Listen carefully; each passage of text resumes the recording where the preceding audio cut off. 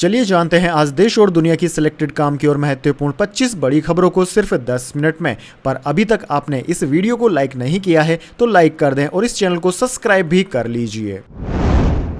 ममता बनर्जी ने बातचीत के लिए भेजा मैसेज, आरजी कर अस्पताल के डॉक्टर्स ने मिलने से किया इनकार।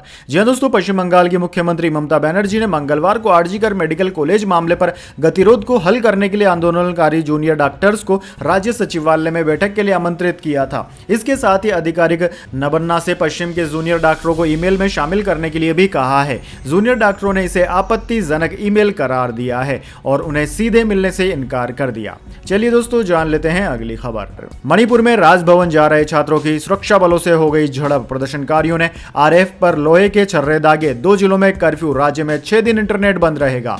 जी हां दोस्तों, मणिपुर में मंगलवार को लगातार दूसरे दिन छात्रों का हिंसक प्रदर्शन जारी है। राजभवन की ओर मार्च कर रहे स्टूडेंट्स की सुरक्षा बलों से झड़प हो गई। छात्रों ने सुरक्षा बलों पर पथराव किया और गुलेल से छर्रे मारे। इसके बाद प्रदर्शनकारियों पर आंसू गैस के गोले दागे गए। न्यूज एजेंसी पीटीआई के मुताबिक हिंसक प्रदर्शन को देखते हुए केंद्र सरकार ने मंगलवार को मणिपुर में 2000 और सीआरएफ जवान भेजने का ऐलान कर दिया है। चलिए दोस्तों जान लेते हैं इसके बाद अगली खबर। सुप्रीम कोर्ट की डेडलाइन के बावजूद काम पर नहीं लौटे आरजी कर अस्पताल के डॉक्टर, रखी 5 शर्तें।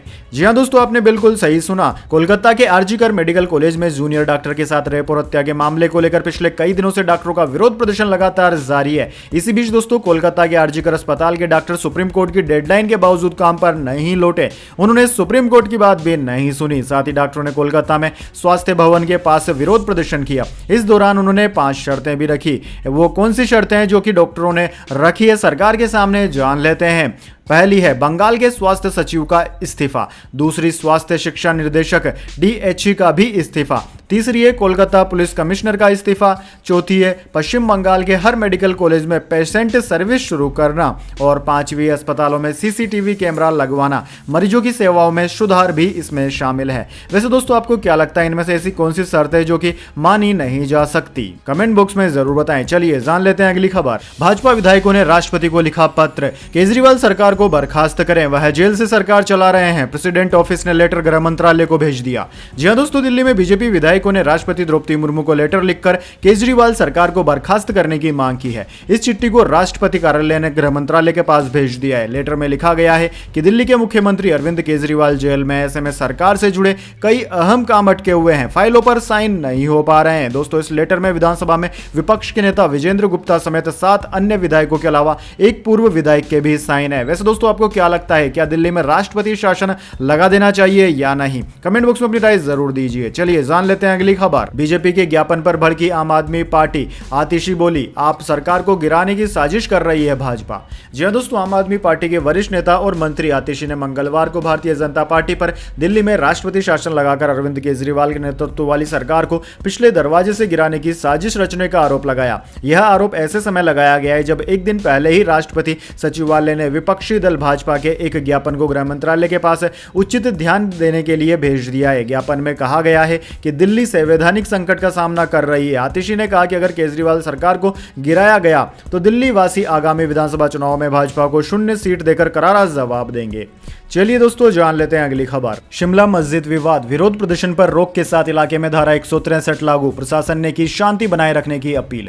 जी हां दोस्तों, शिमला के संजौली क्षेत्र में मस्जिद के कथित अवैध निर्माण को लेकर विवाद गहराता जा रहा है। बुधवार को हिंदू संगठनों ने विरोध प्रदर्शन का आह्वान किया, जिसे शिमला प्रशासन ने ठुकरा दिया। एमपी ने कहा कि किसी को भी विरोध प्रदर्शन की अनुमति नहीं है। एसपी ने लोगों से शांति बनाए रखने की अपील की है। पुलिस प्रशासन ने भी अपनी पूरी तैयारी कर ली है। इलाके में धारा 163 लागू कर दी गई है। किसी भी प्रकार के प्रदर्शन पर पूरी तरह से मनाही है। दरअसल दोस्तों, मस्जिद के कथित अवैध निर्माण को लेकर कांग्रेस और भाजपा के नेताओं के बीच भी तीखी बयानबाजी शुरू हो गई है। एआईएमआईएम प्रमुख असदुद्दीन ओवैसी ने भी इस मुद्दे पर कांग्रेस को आड़े हाथों लिया, जिससे सियासी तापमान और बढ़ गया है। चलिए दोस्तों जान लेते हैं अगली खबर। सुशील शिंदे बोले गृह मंत्री रहते कश्मीर जाने से डरता था। भाजपा बोली अब विपक्ष के नेता बर्फ से खेलते हैं। मनमोहन कैबिनेट में रह चुके हैं शिंदे। जी हां दोस्तों, जम्मू कश्मीर विधानसभा चुनाव के बीच मनमोहन सरकार में गृह मंत्री रहे सुशील शिंदे अपने एक बयान को लेकर चर्चा में है। दरअसल दोस्तों, शिंदे ने मंगलवार को दिल्ली में कहा कि जब मैं देश का गृह मंत्री था तब जम्मू कश्मीर के लाल चौक और डल झील जाने से डरता था। शिंदे के बयान पर केंद्रीय वाणिज्य मंत्री पीयूष गोयल ने कहा कि कांग्रेस की सरकार में देश के गृह मंत्री भी कश्मीर जाने से डरते थे। प्रधानमंत्री मोदी के नेतृत्व में देश की सुरक्षा मजबूत हुई है। अब विपक्ष के नेता भी बिना किसी डर के जम्मू कश्मीर में बर्फ से खेलते हैं। चलिए दोस्तों जान लेते हैं अगली खबर। एयरफोर्स के विंग कमांडर पर जूनियर से रेप का आरोप, FIR दर्ज। दोनों अफसर श्रीनगर में तैनात। विक्टिम बोली 2 साल से शोषण प्रताड़ना झेल रही हूं। जी हां दोस्तों, इंडियन एयरफोर्स की महिला फ्लाइंग अफसर ने विंग कमांडर पर रेप का आरोप लगाया है। जम्मू कश्मीर के बड़गांव में मामले को लेकर FIR भी दर्ज कराई गई है। दोनों अफसर श्रीनगर में ही पोस्टेड हैं। सूत्रों के मुताबिक एयरफोर्स ने बताया कि बड़गांव के पुलिस स्टेशन ने हमें अप्रोच किया। हम केस में अथॉरिटीज के साथ सहयोग कर रहे हैं, हमें इस केस की जानकारी है।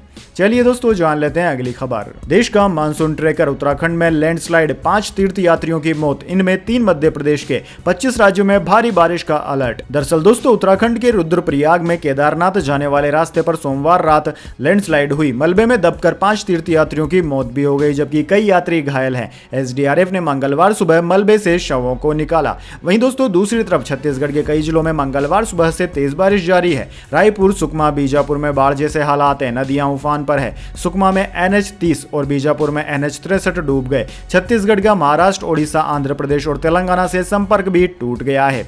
वहीं दोस्तों भारतीय मौसम विज्ञान विभाग यानी कि इंडियन मेट्रोलॉजी डिपार्टमेंट ने आने वाले 24 घंटे में 22 राज्यों में भारी बारिश का अलर्ट जारी किया है। दोस्तों जिन राज्यों में अलर्ट जारी किया है उन राज्यों के नाम कुछ इस प्रकार हैं: राजस्थान, उत्तराखंड, उत्तर प्रदेश, हरियाणा, मध्य प्रदेश, महाराष्ट्र, गुजरात, झारखंड, गोवा, पश्चिम बंगाल, त्रिपुरा, अरुणाचल प्रदेश, सिक्किम, बिहार, ओडिशा, मेघालय, असम, नागालैंड, मणिपुर, मिजोरम और कर्नाटक। दोस्तों इन राज्यों में भारी बारिश का अलर्ट जारी किया गया है। चलिए दोस्तों जान लेते हैं अगली खबर।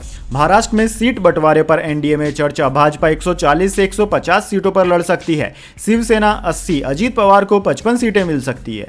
जी हां दोस्तों, महाराष्ट्र में इस साल होने वाले विधानसभा चुनाव के लिए NDA नेताओं के बीच सीट बंटवारे को लेकर चर्चा शुरू हो गई। सूत्रों के मुताबिक राज्य की 288 विधानसभा सीटों में से 140 से 150 पर भाजपा प्रत्याशी उतार सकती है। शिवसेना शिंदे गुट 80, अजीत पवार की NCP 55 और अन्य को कुछ सीटें दिए जाने की संभावना है। वहीं दोस्तों महाराष्ट्र में NDA का सीधा मुकाबला कांग्रेस, उद्धव ठाकरे और शरद पवार के गठबंधन महाविकास अघाड़ी से है। 2024 लोकसभा चुनाव में MVA ने 48 सीटों में से 30 सीटों पर जीत हासिल की थी। NDA को सिर्फ 17 सीटें मिली थी। MVA विधानसभा चुनाव में यही प्रदर्शन दोहराने की तैयारी में है, जो कि BJP गठबंधन NDA के लिए चिंता का विषय है। चलिए जान लेते हैं अगली खबर। इंस्टाग्राम पर पति से तलाक का ऐलान करने के बाद दुबई की प्रिंसेस ने लॉन्च किया नया परफ्यूम और उसका नाम रखा डाइवोर्स। जी हां दोस्तों, दुबई की राजकुमारी शेखा महरा मोहम्मद राशिद अल मखतूम, जिन्होंने इंस्टाग्राम पोस्ट में सार्वजनिक रूप से अपने पति से तलाक ले लिया था, उन्होंने अपना नया परफ्यूम डाइवोर्स नाम से लॉन्च कर दिया है। राजकुमारी ने बीते सोमवार को इंस्टाग्राम पोस्ट में अपने ब्रांड